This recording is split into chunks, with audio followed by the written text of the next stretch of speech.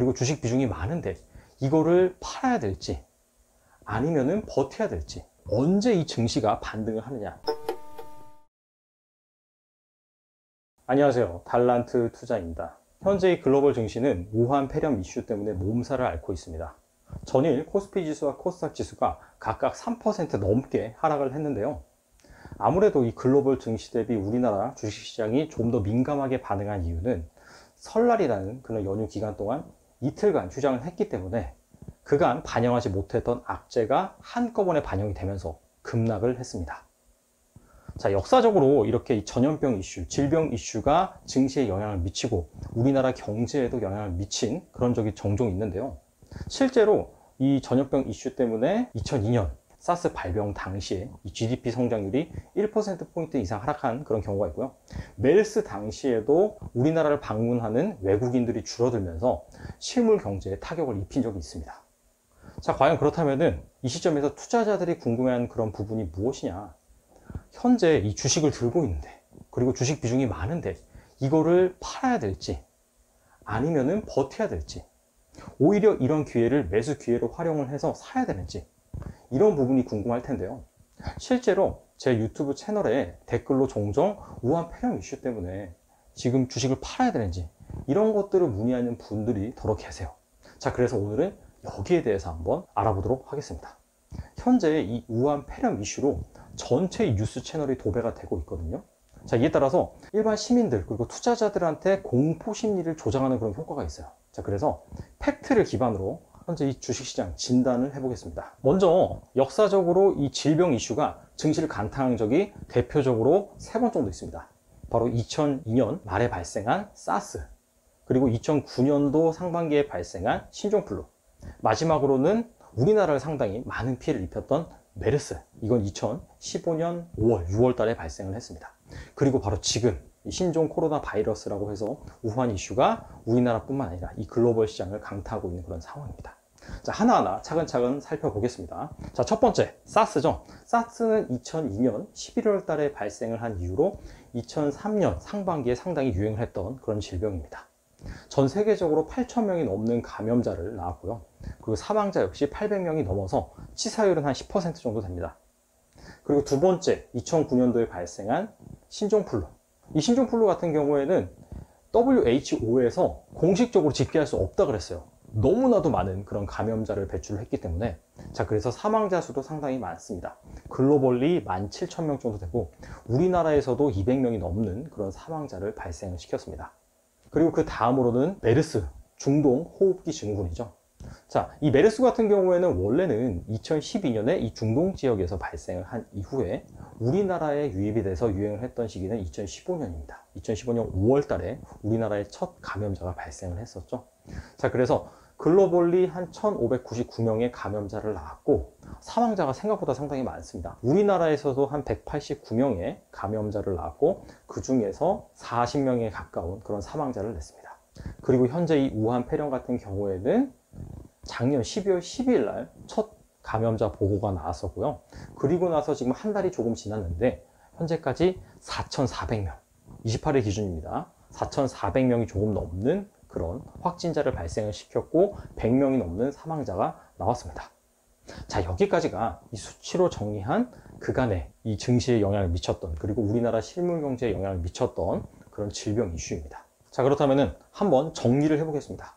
자, 먼저 이 4가지 질병 중에 감염 속도가 가장 빨랐던 질병은 무엇이냐? 일단 신종플루 같은 경우에는 너무나 많은 그런 감염자를 낳았기 때문에 일단 제외를 하고요. 사스, 메르스, 그리고 우한 폐렴 이 3가지만 비교를 해보겠습니다. 감염자가 얼마나 많이 발생을 했느냐? 자, 그 기준에서 살펴본다면은 우한 폐렴 같은 경우에는 사실 한 달이 조금 지났음에도 불구하고 벌써 확진자가 4,400명이 넘죠. 하지만은 사스 같은 경우에는 발병하고 나서 글로벌리 총 확진자가 한 8,000명이 조금 넘었어요. 자, 이런 것들을 비교해 봤을 때는 이 사스보다도 우한 폐렴의 전염 속도가 훨씬 높다라고 평가를 할 수가 있겠죠. 그리고 메르스는 가장 강력한 질병이긴 하지만은 그런 감염 속도는 상대적으로 낮다. 자, 이렇게 정리할 수가 있습니다. 자, 그리고 얼마나 이 전염병이 무섭냐? 자, 이걸 치사율로 좀 비교를 해보면은 가장 치사율이 높은 거는 메르스죠. 우리나라에서는 한 20% 정도 되지만은 글로벌리 계산을 해보면은 한 40%에 가까운 그런 치사율을 보였고요. 그 다음에 사스입니다. 사스는 한 10%, 그리고 우한 폐렴 같은 경우에는 한 2.5% 정도의 치사율을 보이고 있습니다. 자, 그래서 정리를 하면은 우한 폐렴 같은 경우에는 점용 속도가 빠르지만은 하지만 치사율은 과거에 유사했었던 사스나 메르스에 비해서는 상대적으로 낮다. 자, 이렇게 볼 수가 있습니다. 자, 이걸 제가 왜 말씀을 드리느냐? 객관적인 시각으로 보시라는 의미에서 말씀을 드린 거예요. 지금 언론에서 계속해서 확진자가 몇 명이다. 그리고 글로벌리 어떤 국가에서 지금 확진자가 발생을 했다. 우리나라에서도 지금 몇 번째 확진자가 발생이 됐다. 그리고 이 우한에 갇혀있는 한국 시민들을 구하기 위해서 전 세계가 날아갈 거다. 자, 이런 뉴스를 계속 듣다 보면은 우리가 객관적인 판단을 할 수가 없어요. 왜냐? 이 과거의 그런 질병보다도 우한 폐렴이 훨씬 더 무섭다. 자, 이런 식으로 각인이 될 수가 있기 때문에 이 팩트 기반으로 봤을 때 이 우한 폐렴이라는 질병 자체가 과거에 그런 유행했었던 질병에 비해서 그렇게 뛰어나게 위협적인 질병은 아니다. 자, 이렇게 정의를 할 수가 있겠죠. 자, 그렇다면은 주가 측면에서 한번 볼게요. 2002년 말부터 시작된 사스 같은 경우에는 2003년 3만기까지 유행을 했었는데 이 동기간의 코스피 지수를 보시면은 700선에서 한 500대 중반까지 하락을 했어요. 한 20% 정도 조정을 받았습니다. 자, 그리고 메르스를 한번 볼게요. 메르스는 2015년 5월 달에 발병을 해서 한 7월 달까지 유행을 했었는데 동기간 코스피 지수는 2100선에서 1900대 후반까지 좀 밀렸습니다. 자, 그래서 이때는 한 6% 정도 조정을 받았다. 자, 이렇게 볼 수가 있습니다. 자, 그런데 신종플루가 유행했을 당시에 이 종합 주가 지수를 보면은 사실상 이 조정의 흔적이 없습니다. 오히려 전반적으로는 좀 상승을 했다라고 볼 수가 있는데, 아니 그럼 왜 그럴까요? 사실 이 신종플루 때가 이상한 것이 아니라 2002년도 사스 그리고 2015년 메르스 당시에는 단순히 전염병 이슈만 있었던 것이 아니라 다른 대외적인 이슈가 있었습니다. 즉 2002년 말 이 당시에는 우리나라 카드 대란이 있었어요.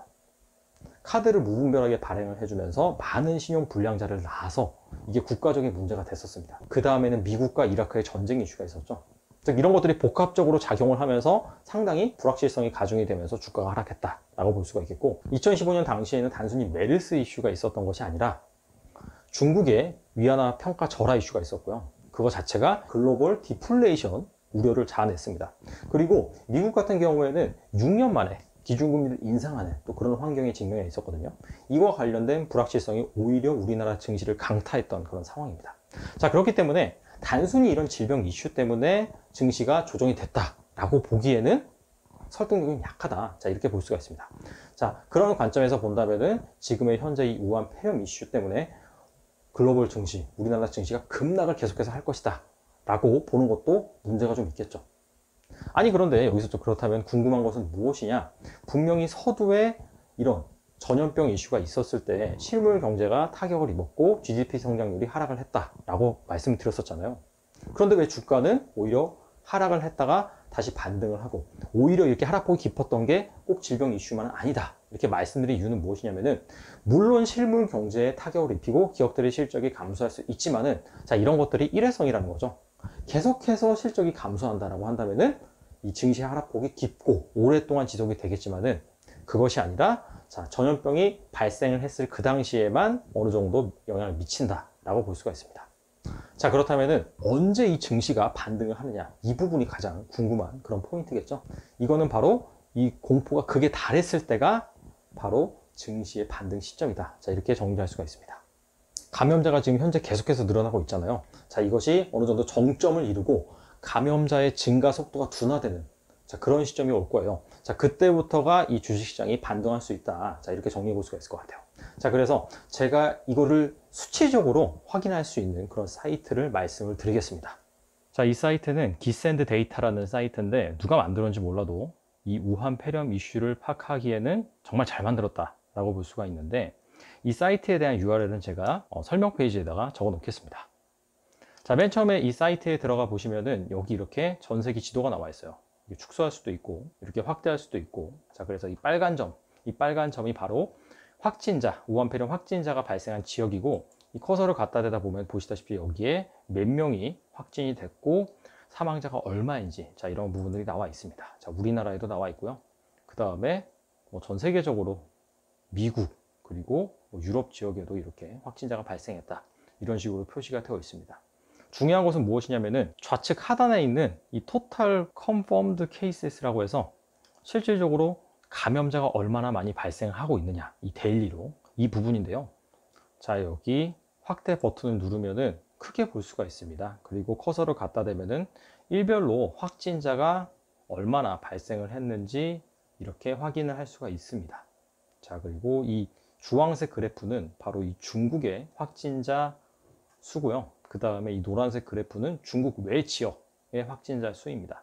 자, 그래서 보시다시피 아직까지 이 증가율이 둔화되는 시그널은 보이지 않고 있습니다. 오히려 좀 늘어나는 그런 시그널을 보이고 있는데, 자, 이 부분이 둔화가 된다 라고 한다면은 절정에 다다르는 그런 시기가 될 테고, 그때부터는 반등의 그런 조짐이 일어날 수 있다. 자, 이렇게 정리할 수가 있습니다. 자, 그래서 이 사이트에 와서 수치적으로 확진자가 계속해서 늘어나는지 이 부분을 잘 체크하신 것이 중요합니다. 자, 그러면 오늘 방송을 해드렸던 그런 내용을 정리를 해보겠습니다. 자, 첫 번째로는 과거에도 이렇게 질병 때문에 증시가 급락한 그런 케이스가 있는데, 자, 여기에서 답을 찾아본다면은 일단은 이런 질병 이슈가 발생했을 때 주가가 반응을 하긴 합니다.